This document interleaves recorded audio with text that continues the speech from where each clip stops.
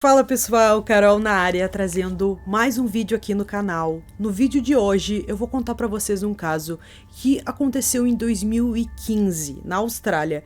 Envolve uma jovem ali que estava muito perto de se casar e algo terrível aconteceu com ela. É um caso que marcou muito a Austrália, porque aconteceu num dia que era para ser de comemoração. Se você se interessa por esse tipo de conteúdo, casos criminais resolvidos, de mistérios, já se inscreve aqui no canal. Deixa um like nesse vídeo, isso é muito importante, ajuda muito aqui o canal mesmo. Compartilhe o vídeo com algum amigo, deixa um comentário. Não esquece de ativar o sininho de notificações. E bora pro vídeo.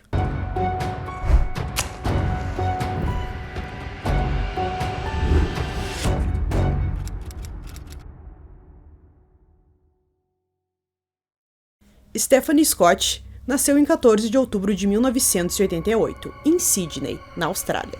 Além dela, seus pais Robert e Marilyn tiveram mais 4 filhos, 2 homens e 2 mulheres. Seu pai era vice-diretor de uma escola e lá, Aaron Linson Hulley conheceu a família Scott e se apaixonou por Stephanie. Depois de 2 anos, eles anunciaram que estavam namorando. Em abril de 2014, eles deram a notícia para a família que estavam noivos e iriam se casar em 11 de abril de 2015. No dia 3 de abril de 2015, Aaron se despediu de sua noiva, pois ele iria sair naquele final de semana e ela iria naquela noite para uma outra cidade e participar de uma comemoração, uma festa de despedida de um amigo. Ela ficaria na cidade até o dia 5. Depois, ela voltaria para sua casa para resolver as últimas pendências ali do casamento que estava chegando. Nessa época, Stephanie era uma professora de teatro.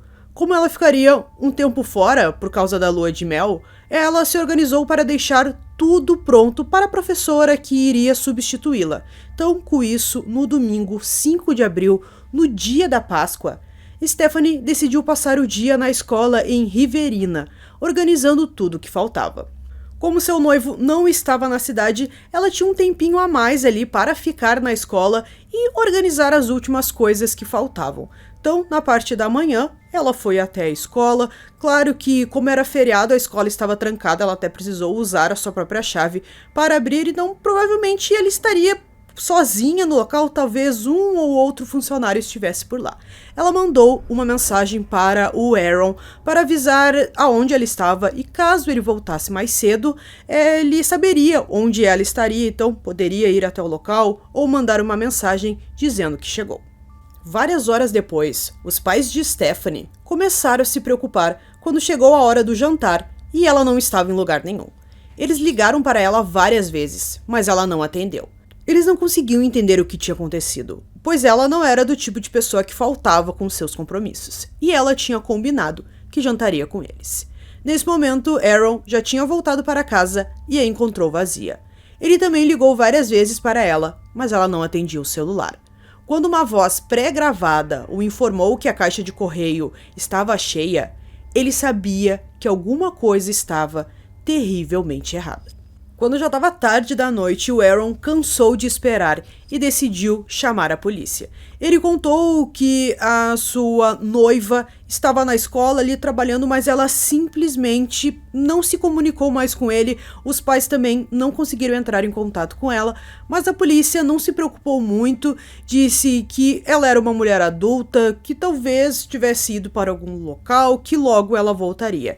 Eles também contaram que ela estava prestes a se casar. Então a polícia imaginou que ela pode ter ficado nervosa, porque estava há poucos dias do casamento, então ela decidiu ir para um local, ficar sozinha ali e pensar um pouco sobre tudo isso que estava acontecendo em sua vida. Seus pais disseram que ela nunca faria isso sem falar com eles. Stephanie sempre foi muito apegada aos pais, e se tivesse com essa ideia na cabeça, ela teria falado com eles. Além disso, ela estava muito animada para se casar com Aaron. Ela sempre dizia que ele era o amor de sua vida, então não fazia sentido ela desistir de tudo, faltando poucos dias para o casamento. A polícia começou a aceitar a ideia de que ela poderia estar em perigo, depois que conversaram bem a fundo sobre ela com seus pais. Depois de saberem através do Aaron que ela estava na escola no início do dia, eles decidiram iniciar a investigação no local de trabalho dela. Bem cedo no dia seguinte, na segunda-feira, os policiais foram à escola para rastrear os passos de Stephanie. No meio disso, a família dela notificou seu desaparecimento nos jornais locais. Ao falar com funcionários da escola, os investigadores descobriram que um zelador chamado Vincent Stanford provavelmente esteve no prédio em algum momento do domingo. Acreditando que ele pudesse saber algo sobre os movimentos de Stephanie no dia em que ela desapareceu, as autoridades o chamaram para um interrogatório. Quando foram informados de que Vincent, de 24 anos, tinha um irmão gêmeo idêntico, os investigadores tiveram que primeiro determinar quem era quem antes de identificar seu potencial suspeito. Depois de conversar com os irmãos, eles mandaram Marcus, o irmão gêmeo, que não tinha nenhuma ligação com a escola, embora. Quando a polícia perguntou a Vincent se ele tinha visto a professora no domingo, ele disse que não. Ele explicou que passou pouco tempo na escola no final de semana e que no domingo foi até o supermercado e também passou o dia tirando fotos, caso eles quisessem confirmar seu álibi. Quando a polícia foi até o supermercado, eles descobriram que o local não abriu por causa do feriado. Agora Vincent se tornou o principal suspeito do caso, porque ele estava mentindo. Quando pediram para ver as fotos que ele havia tirado no dia em questão, ele entregou o celular sem nenhum problema. Quando eles olhavam pela galeria de fotos, duas imagens horríveis do que parecia ser um cadáver queimado chamou a atenção da polícia. Quando solicitado a se explicar, ele disse que as fotos eram uma captura de tela de um filme de terror que ele tinha assistido e ele quis por algum motivo guardar. Mas é claro que a polícia não acreditou muito nisso. No dia seguinte, o mandado de busca foi executado na casa que Vincent dividia com a sua mãe e também com seu irmão mais velho, na cidade de Lytton. Escondidos em seu quarto, eles encontraram um par de algemas manchadas de sangue, um sutiã vermelho que mais tarde foi identificado como pertencente a Stephanie, bem como um conjunto de chaves fornecidos pela escola. No computador, os investigadores descobriram evidências de que alguém frequentava sites que mostravam imagens e vídeos de violência contra a mulher. Naquele mesmo dia, o carro de Stephanie foi encontrado abandonado em um campo. De início, Vincent disse que era inocente, que não tinha nada a ver com o desaparecimento da mulher, por mais que a polícia já tinha algumas evidências contra ele. Mesmo assim, com a ajuda de sua operadora, os investigadores conseguiram rastrear seu celular no dia do desaparecimento de Stephanie. Com essa informação em mãos, eles foram direcionados para uma área remota, onde acreditavam que ele poderia ter descartado o corpo dela. Na sexta-feira, 10 de abril, o notebook dela foi retirado de um canal de irrigação nos arredores de Lytton. Às 5 horas da tarde, os investigadores encontraram seus restos carbonizados em uma área remota do Parque Nacional Coco-Parra. No dia seguinte, quando Vincent soube que eles encontraram o corpo, ele decidiu confessar. O homem disse que quando entrou na escola, viu Stephanie sozinha em uma sala e sabia que queria tirar a vida dela já naquele momento. Como não havia como saber quanto tempo ela iria ficar no local, ele sabia que tinha que ser rápido. Correndo para fora, ele foi até a casa de sua mãe para pegar os itens que já havia comprado. Ele já vinha planejando matar uma mulher. Depois que voltou, ele viu Stephanie caminhando em direção à saída, com as chaves na mão. Ao passar, ela sorriu e disse a ele que estava indo embora. Antes de se dirigir ao portão trancado, ela lhe desejou uma feliz Páscoa. Assim que ela virou as costas, Vincent a agarrou por trás e a arrastou para um depósito. Dentro do local, ele a agrediu e algemou suas mãos e trancou a porta. Por fim, ele a violou como sempre sonhou. Depois que terminou, ele bateu em seu rosto várias vezes e passou uma em sua garganta. Em seguida, ele foi para casa e fez uma refeição com sua família. Na noite de domingo, Vincent voltou à cena do crime e colocou o corpo de Stephanie no porta-malas do próprio carro dela antes de limpar completamente o local do crime. Quando se convenceu de ter cometido o crime perfeito, ele dirigiu para casa e estacionou o carro dela no Jardim dos Fundos, para que ninguém percebesse isso. Antes de dormir, ele planejou que no dia seguinte iria se livrar do carro e do corpo. Na manhã seguinte, ele dirigiu por aproximadamente 70 quilômetros até o Parque Nacional Coco-Parra, onde retirou o corpo de Stephanie do porta-malas e a colocou no chão e a... Por fim, ele roubou alguns de seus anéis e escondeu a carteira de motorista para que ela não fosse identificada. Ele também tirou fotos do corpo antes de sair. Quando a polícia perguntou do porquê ele fez isso, ele respondeu que não tinha escolha. Ele explicou que lutava contra o desejo de matar desde os 7 anos de idade.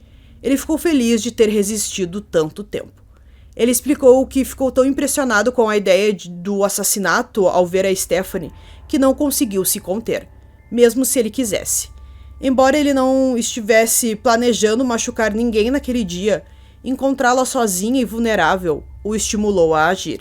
E ele também já tinha pensado em cometer o crime, porque ele já tinha comprado algumas coisas para realizar isso.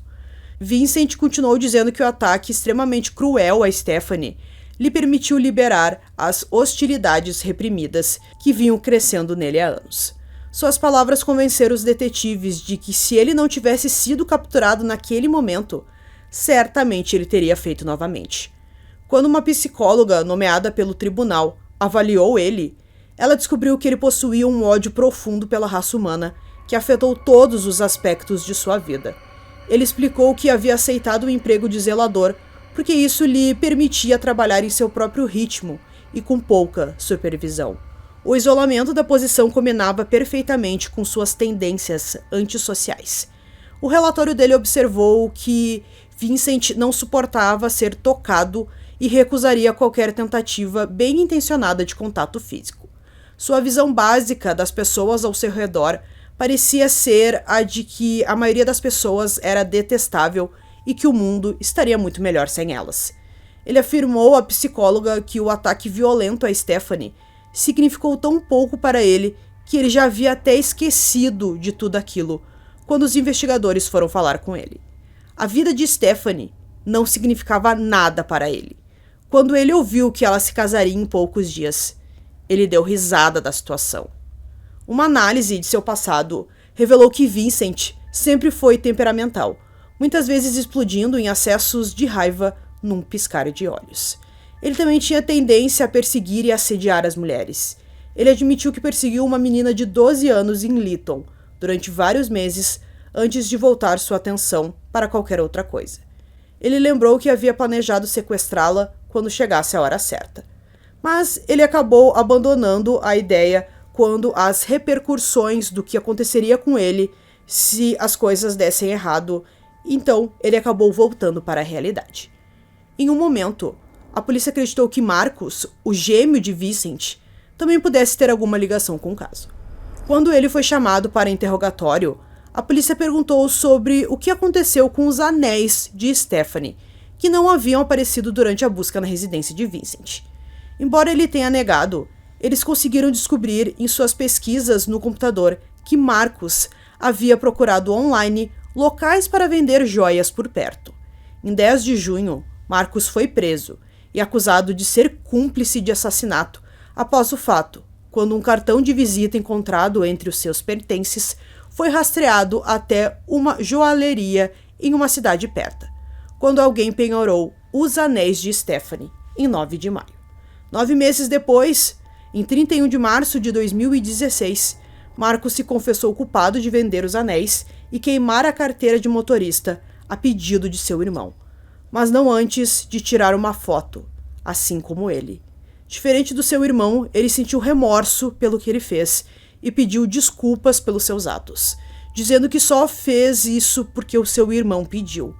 Marcus foi condenado a cumprir 15 anos de prisão, mas foi solto alguns anos depois, sem cumprir nem metade da sua pena. Depois que ele saiu da prisão, ele foi morar com o pai e ficou bem recluso. Ele praticamente não aparece em público, ele sente muita vergonha de tudo que ele fez, ele se arrependeu em todos os momentos que ele pôde falar com a família da Stephanie, ele pediu desculpas e ele cortou totalmente todas as relações com o seu irmão gêmeo Vincent. Em julho de 2016, Vincent Stanford se declarou culpado de assassinato, agressão sexual perante a Suprema Corte. Em 14 de novembro daquele ano, ele foi condenado à prisão perpétua pela acusação de homicídio, mais 15 anos por agressão sexual. Ele estava com 24 anos quando cometeu o crime. Os juízes que tomaram a decisão fizeram questão de deixar registrado que a chocante falta de remorso do assassino pesaria muito em sua decisão. Embora a liberdade condicional seja tecnicamente possível em seu futuro, Os especialistas acreditam que provavelmente ele nunca vai sair da prisão. Na prisão, para evitar ser agredido pelos outros detentos, ele pode tomar banho sozinho para evitar qualquer tipo de contato. Ele também faz suas refeições em uma área reservada apenas para ele. No sábado, 11 de abril de 2015, no dia que seria o casamento entre Stephanie e Aaron, sua família celebrou sua vida em um parque local. Com todos vestidos com trajes amarelos, que era a cor preferida dela, convidaram toda a comunidade para fazer parte de um dia com muitas risadas e alegria, em homenagem à jovem que espalhou tanta felicidade por onde passou. 3 semanas após a condenação de Vincent, o pai de Stephanie, Robert, morreu em um acidente na casa de campo da família. Ele foi atingido por uma árvore que caiu enquanto ele limpava ali uma área arborizada. Em 2022, Aaron anunciou que havia encontrado o amor novamente e disse que eles estavam noivos. Em meio a tanta tristeza, temos um pouco de felicidade por saber que o Aaron conseguiu seguir com sua vida. Então, pessoal, concluindo esse caso aqui para vocês, teve um momento em que o próprio assassino disse que se ele não fosse pego, ele faria novamente. A gente viu ali que se trata de um homem muito perturbado, e o que alivia mesmo é saber que provavelmente ele nunca vai sair da prisão. É um caso terrível, envolve muitas coisas, ela estava prestes a se casar, foi no dia da Páscoa, enfim, é muito difícil mesmo esse caso, realmente deixa a gente bem abalado. Então eu espero que vocês tenham gostado desse vídeo, esse foi mais um vídeo aqui no canal Durmam Bem, e até o próximo.